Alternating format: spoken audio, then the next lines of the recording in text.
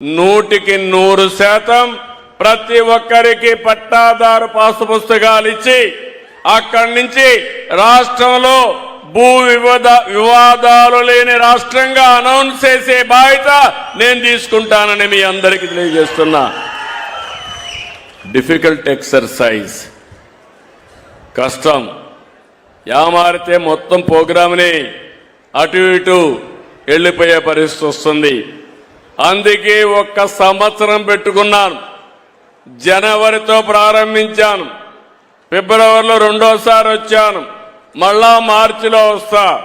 December వరకు ఇదే పని మీద ఉండి మీ భూమికి భద్రత ఇచ్చే బాధ్యత నాదని రాష్ట్రంలో ఉండే అందరికీ విజ్ఞప్తి చేస్తున్నా. అదైతే ఇంకా మనకి ఎవ్వరికి కూడా ఇబ్బంది ఉండదు. ఇవన్నీ కూడా మీరు చూస్తే డ్రోన్ పెట్టాం, ఒక పద్ధతి ప్రకారం పెట్టాం.